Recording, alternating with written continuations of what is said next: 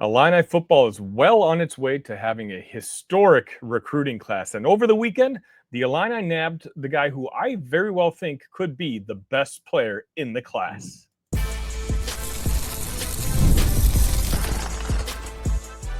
You are Locked On Illini, your daily podcast on the Illinois Fighting Illini. Part of the Locked On Podcast Network, your team every day. Welcome one, welcome all to another edition of Locked On Illini. Thank you all so much for making us your first listen each and every day. Today's episode is brought to you by Game Time. Download the Game Time app, create an account, and use code LOCKEDONCollege for $20 off your first purchase. My name is Sonny Verma, your host here at Locked On Illini, where I continue to provide you coverage daily. That's right, every single day of the beloved orange and blue. I ask for nothing in return, but if you are feeling nice, I would appreciate it if you can hit that like button and make sure you're subscribed to the channel, as it's my goal to hit 4,000 subs by the time we kick off football season. By the way, guys, next month, there's going to be college football being played. Season is right around the corner. I was fortunate enough to get my media credential approved, so I'm going to be in Las Vegas next week for the Big Ten Media Conference. Very much looking forward to that. So if any of my listeners are in the Las Vegas area, let me know, and maybe we can link up at some point. But speaking of football, there's no doubt what I want to kick off today's episode with, and that is, of course, the commitment, and I'm just going to say it for me, the surprise commitment of Jacob Eberhart, who committed to the Illini on Saturday afternoon. It's a commitment that I didn't see happening. I actually thought he was going to go to Oklahoma, but sure enough, over the weekend, the Illini landed four-star athlete Jacob Eberhart from Kirkwood High School in St. Louis, Missouri. This wasn't just any win on the recruiting trail. This was very much a nationally competitive recruitment. We're talking about a kid who, again, Oklahoma was very hard after. Nebraska really, really wanted. Missouri, the home state school, was very aggressive with Jacob. And yet Jacob decided that, you know what, he wants to be an Illini. And this commitment is massive, not just because of Jacob's talent, of which there's plenty, and I can't wait to talk about that, but about what it represents. And so we're going to talk a little bit about who Jacob is, what I like about him, why he's such a big-time get, and how this commitment reflects on the university as a whole. Let's start with the Jacob profile. Jacob is 6'3", 210 pounds, athlete, four-star composite, ranked as a top 350 national player. He's the fifth best player in the state of Missouri and the number 17 athlete in 2026. When you turn on the tape, which I did aggressively on Sunday, the first thing that jumps out to you is his versatility. He played both sides of the ball at Kirkwood, a wide receiver on offense and safety on defense, and he put up real production. 42 catches for 795 yards and 13 touchdowns on offense. And funny thing is, at Illinois, he's going to play defense. And on the defensive side, he had 45 tackles, 3 interceptions. He's not a niche player. This is a guy who dominated at every level of the field. He's long, he's physical, he's smart, and he plays with a kind of edge that I'm very excited for seeing, especially at Illinois, and what he can bring to the Illini in the future. And I'm going to repeat myself. This was not a situation where Illinois was the biggest program showing interest. Eberhart had legitimate offers from Alabama, Oklahoma, Missouri, Nebraska. Missouri and Oklahoma in particular were very, very aggressive in their recruitment of Jacob, and they made real pushes. And there were rumors down the stretch that he was leaning in that direction, me included. I was fully expecting him to announce that he was going to be joining the Sooners on Saturday. Otherwise, I would have come on live and done a rapid reaction. But Illinois won out. And why? A couple of reasons. I have to say this at first. Number one has to be legacy, right? His late father, who passed in 2023, Jason Eberhart, played for Illinois from 1997 to 2000. It's a kid who grew up with orange and blue in his blood. He talked about wanting to carry on his father's legacy and make his own mark in Champaign. And secondly, relationships. Eberhart built a strong bond with the Illini coaching staff.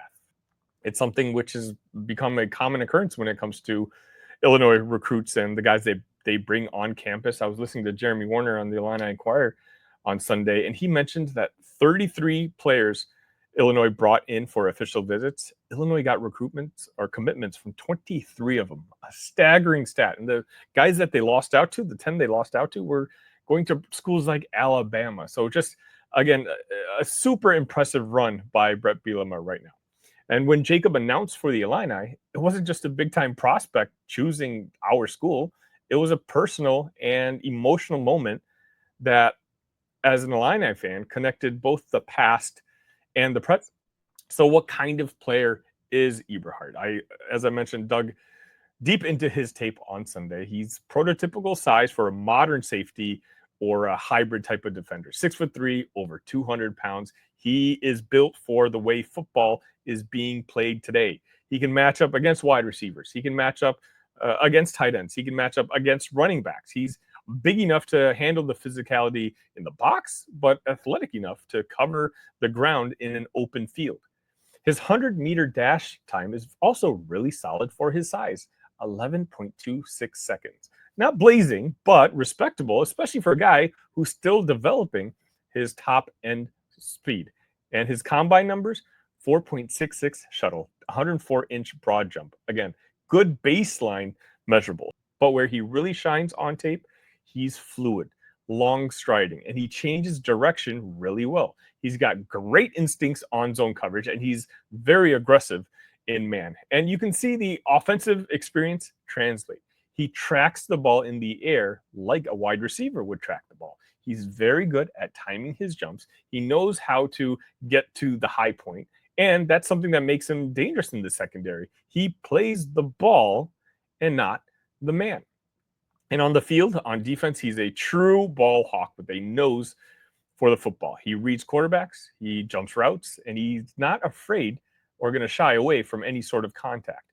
You can use him deep as a center fielder or closer to the line in a hybrid cheetah type of role that Brett uses.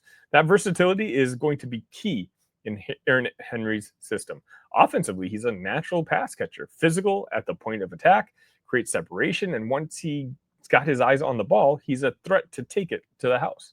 We might not see him in offensive sets in Illinois, but don't be shocked if he contributes to maybe a gadget play or two or special teams, particularly early on in his career. But what about long-term? I think safety, or as I mentioned, that hybrid nickel linebacker role is where he projects best at the next level, at the Big Ten level. He's not just a plug-and-play type of guy.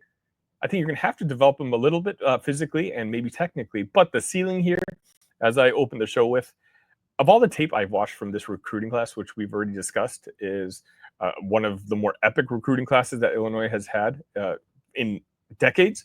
Well, I think Eberhart might have the highest ceiling. What kind of ceiling? Like all conference type of high ceiling. There's some polish needed. He needs to keep developing that top end speed I mentioned earlier and explosiveness, but the football IQ, the instincts, the size, they are all there. And let's not forget, he's a multi-sport athlete. He played track, he did camps. He's just scratching the surface athletically. As for Illinois, this is yet another 4-star commitment in the 2026 class for Brett Bielema. This is the most 4 stars we've had in over a decade. And when you add in the names Illinois is still in on, there's a real possibility that this ends up being one of the best classes, if not the best class, in modern day Illini history. Eberhart's commitment puts Illinois back in a national conversation. Look, we've had a struggle over the last couple of weeks to the point where even folks in the Talk Illini Discord, which, by the way, the link is in the description here, we're talking about how Illinois had lost momentum by not being able to get J.C. Anderson or Max Sutter. And again, all signs are pointing towards Eberhart not signing up for the orange and blue as well. But things turned around. Jacob decided to commit to the Illini. I believe we're at number 22 when it comes to recruiting class rankings. Sure, that's taken a dip a little bit, but we've talked about that. That was kind of expected as other teams start filling in their commitments. Illinois has over 20 plus commitments already this year. We've gotten a head start on 2026 to the point where we can start focusing in on 2027. And that's amazing, but the recruitments aren't done. Illinois has to take care of business on the football field. They've got to win 8-9 games this season, not disappoint, and continue to recruit the players that they've got committed, because we know the other teams are always going to be on the prowl and trying to poach. And as for the fan base, this Eberhart commitment is the kind that has to energize everyone. You got a legacy kid, a 4-star, versatile, dynamic athlete. And I mean this when I say someone who genuinely wants to be at Illinois. Jacob Eberhardt has a chance to be, in my opinion, an absolute foundational piece for Illinois football. He brings talent, toughness, and a personal connection to the program. He's not just another commit. I think Jacob is a future leader and a kid who can leave a future legacy in Champaign. The 2026 class is already off to a huge start, and if Eberhardt's commitment is any sort of indication, Illinois football is no longer at the point where they're trying to build momentum. They have momentum. They're here. At this point now, we're just trying to see how special we can make this class end up being. I would love to get your thoughts on Jacob. Let me know what kind of player you think he is, where he is going to fit in on the future Illini. And let me know, did you think he was going to commit to the Illini? Were you surprised, or am I the only one? I'd love to hear your thoughts.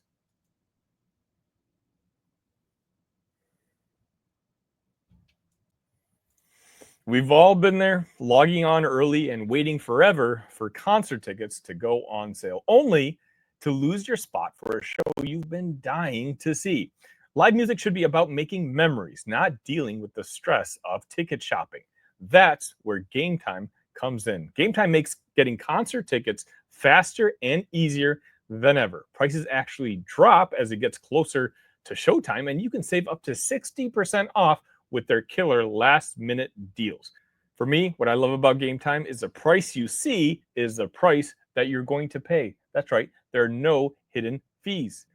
Take the guesswork out of buying concert and show tickets with Game Time. Download the Game Time app, create an account, and use code LOCKEDONCollege for $20 off your first purchase. Terms apply. Again, create an account and redeem code LOCKEDONCOLLEGE for $20 off. Download the Game Time app today. Last minute tickets, lowest price guaranteed.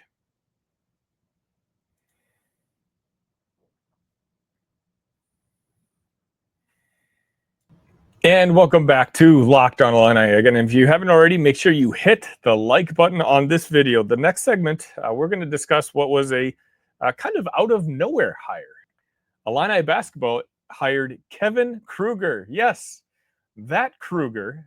He's coming home to Champaign, joining Illinois as an assistant to the head coach. Now, on paper, that sounds a little vague, but I think this could be a pretty solid addition. Krueger brings with him head coaching experience, Big Ten ties, a modern basketball mind, and maybe, and most importantly, this is becoming the theme of today's episode, right?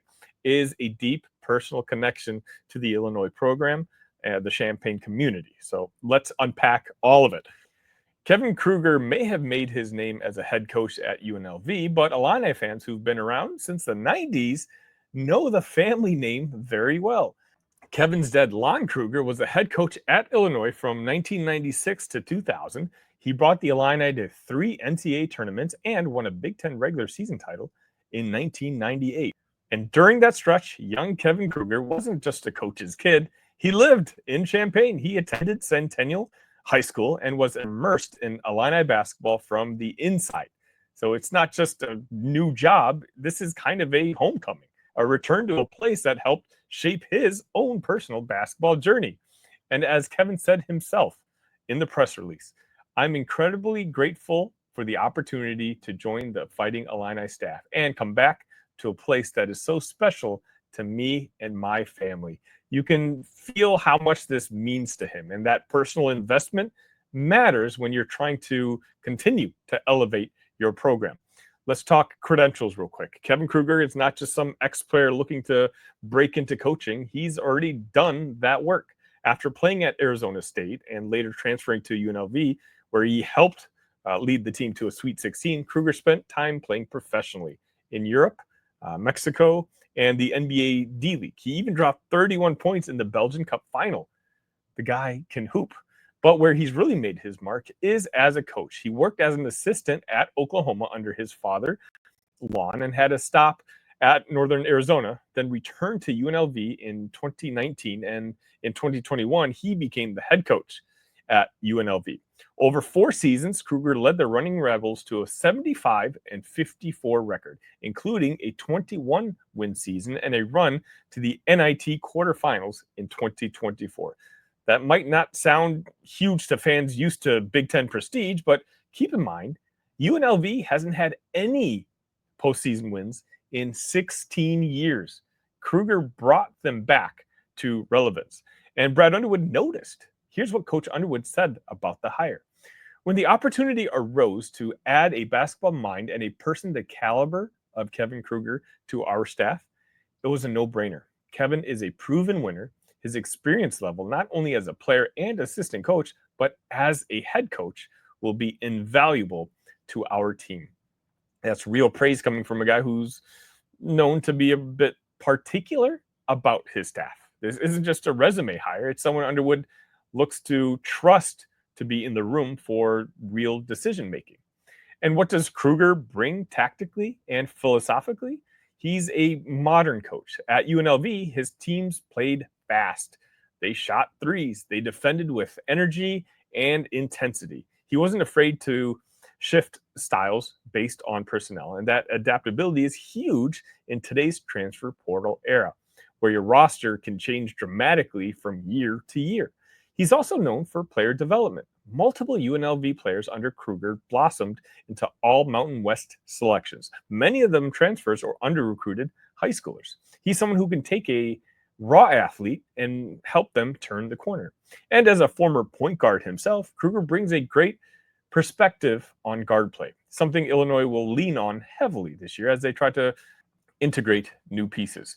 This hire isn't just about filling a staff vacancy. It's about elevating a program's overall IQ level. Look, a lot of us have issues with some of the decision-making happening when it comes to the coaching staff, and I don't think there's really any sort of downside of bringing a previous head coach who has shown that he can coach at this level. And what about recruiting? Krueger brings a national network. He's coached in the Big 12, Pac-12, and Mountain West. He's recruited the South, the West Coast, and he's got ties to the Midwest from his Illinois days. That's important because Illinois is starting to stretch its reach more and more again with Brad Underwood, whether it's international talent like Jakucionis or Ivicic, or pulling transfers from California or Florida. Krueger gives you another set of connections and credibility, especially with transfers. Guys are looking for a coach who know how to run a program. And don't forget, Krueger still is relatively young. He's only 41. He can connect with players, build trust, and communicate in a way that can resonate with this generation. And the cultural fit? Sure, let's talk locker room dynamics. Adding someone with Krueger's demeanor, calm, positive, and focused, adds balance to a staff that already has strong personalities. Former players have called him a player's coach, someone who listens, holds guys accountable, and genuinely cares about their growth off the court just as much as on it. That's a great fit alongside Brad, who brings a fury intensity. Krueger can get that steady voice that players can turn to during slumps and the more stressful stretches. Every successful program has that balance in a coaching staff, and I think Krueger can help bring some of that equilibrium to Champaign. So let's zoom out for a second. Illinois now has made 5 straight NCAA tournaments under Brad Underwood. They've won a Big Ten tournament title. They've made an Elite Eight. But we all know that the next step, the real breakthrough, is going to be consistently making it to the second weekend. Final Four contention, year-to-year national relevance. That is the mission now. And I do think that in bringing a guy in like Kevin Kruger, someone who has run his own program, who understands what it takes to win and to connect, that's a move that shows that Illinois is still keeping all its options open and continuing to always try to evolve. So whether this is a one-year stopgap for Krueger before he gets another head coaching job or a longer-term reunion in Champaign, again, I'll repeat myself. I think it's a win-win. And I'll end with this. Sometimes coaching hires make noise, and sometimes they make impact. I think this one has the potential to make both. Kevin Kruger brings championship pedigree, developmental chops, and a full circle connection to Illinois basketball. And with Brad Underwood still driving the bus, the Illini program continues to add horsepower for what we hope is going to be another big time season. Let me know your thoughts on Kevin Kruger's hiring. Are you optimistic about this one? Do you think it matters, this assistant to the head coach position? I'd love to hear your thoughts. Let me know.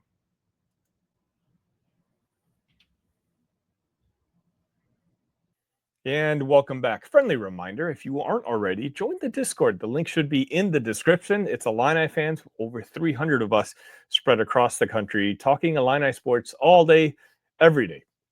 Also, please feel free to email me at talkillini@gmail.com if you just want to have a chat about a certain player, if you want to know my thoughts, or if you have a future segment idea. Again, it's my show, but I like to incorporate your ideas as well. And you can find me on all your favorite social medias. Just do a quick search for either Locked On Illini or at Talk Illini. Just know that I handle those accounts, so feel free to send me a DM. Positive, negative, all is fine. The only thing I ask is if you can keep things productive. Speaking of productive, over the weekend, a couple of Illini had some very strong NBA Summer League performances. I'm going to start off with the guy who, quite honestly, should not be playing Summer League, and that, of course, is Terrence Shannon Jr. He's now 2 games in, and here's his stat lines, averaging 22 points per game, 6.5 rebounds per game, 6 assists a game, shooting 42.4% from the field and 30.4% from three. But again, it's more than numbers. It's the command that he's showing. In game 1 against the Pelicans, 20 points, 6 boards, 9 assists. And in game 2 against the Nuggets, a game-high 24 points, and he knocked down 5 threes. Hey, the Timberwolves lost Nickeil Alexander-Walker to free agency, but I think they were okay with it because they may just have their replacement right on the roster. GM Matt Lloyd has said it best. He's a prototype wing, can guard 4s, 3s, 2s, 1s. He's a well-rounded basketball player. That's our front office betting on Shannon's two-way potential. He turns 25 years old this month, which makes him one of the older players in Vegas, but that maturity, that's showing. It's something we saw in Champaign. The guy is ready to contribute to the Timberwolves now. Quite honestly, he was ready to contribute to the Timberwolves last year. What took Minnesota so long to figure it out? I'll never know. But having seen Terrence dominate Summer League the way he has, and his name being all up in my mentions on social media, people are noticing. People are noticing what Illini fans already knew. And hopefully, I sincerely hope that the Minnesota Timberwolves are going to give Terrence the opportunity this year to be one of their main contributors, because absolutely at this age, at this stage in his career, Terrence Shannon Jr. is an NBA rotational player at worst. We've all seen it. It's time for Minnesota to finally recognize that as well. I'm also going to mention Kasparas Jakucionis. Now, granted, he's also playing Sunday evening, so this won't be an update about that, but let's just talk about Miami's first-round pick, the number 20 overall. Obviously, it didn't start well. Through his first 3 games in Summer League at the California Classic, he shot just 1 of 15 from the field, 0 for 11 from 3, total 12 points. But on Friday, the switch flipped. KJ exploded for 24 points on 7 of 12 shooting, made 5 of 9 from three-point land, was a perfect 5 for 5 from the free throw line. Also added 4 rebounds, 4 assists, 2 steals in just 28 minutes. And that's exactly what you want to see from a young guard. Bounce back with poise and confidence, and the Heat staff noticed. Summer League coach Eric Glass said he looked more himself. Hopefully we can continue to grow with that. KJ himself was very honest too. It felt good, but we lost. I didn't do a great job on the other side, like rebounding, getting out in transition defense. That's a 19-year-old already showing accountability. He's watching film. He's listening to vets like Udonis Haslem and soaking in everything that he can. Even Eric Spoelstra, arguably the best coach in the NBA, went on record saying it was uneven, but he found a way to impact the game. That's what our scouts loved about him. What's cool about this is you have two totally different players, right? Between KJ and Terrence Shannon Jr. Two different stages of development, but both representing Illinois basketball on a national stage. Terrence Shannon Jr., polished, powerful. Again, in my opinion, absolutely NBA rotation ready now. You also have Kasparas Jakucionis, a little more raw, definitely still developing, but starting to show flashes of why he went so high in the first round. And let's not forget, KJ just turned 19 years old 6 weeks ago. His learning curve is steep, but Friday's breakout, I'm hoping, was a real sign of what's possible. Whether it's Shannon staking his claim in Minnesota or Kasparas starting to find his footing in Miami, both guys are carrying the Illini flag proudly. We'll keep tracking them right here on Locked On Illini, and I'll be back with updates about I would assume where he's going to be playing, Coleman Hawkins, and more of your Illini that are in the pros. That's going to just about wrap it up for today's edition of Locked On Illini. Thank you all so much for making us your first listen today. For your second listen, check out the Portal Show. Brian Smith has the latest rumors, portal entries, and signings. Be the most informed fan on the rapid changes to the college football landscape. Find the Portal on YouTube or wherever you listen to podcasts. By the way, I'm trying to have Brian on the show here just because he's absolutely a football film guy. I'm going to try to get his thoughts on Jacob Eberhardt. And again, I'm going to be in Las Vegas next week. So if you're in the Las Vegas area, let me know. And then maybe at some point we can connect. That's going to be it for today. We've got a lot of content for you this week. You're going to get shows each and every day. So much to talk about, so much excitement between football and basketball. I can't wait to get to it. Until next time, ILL. Love you guys.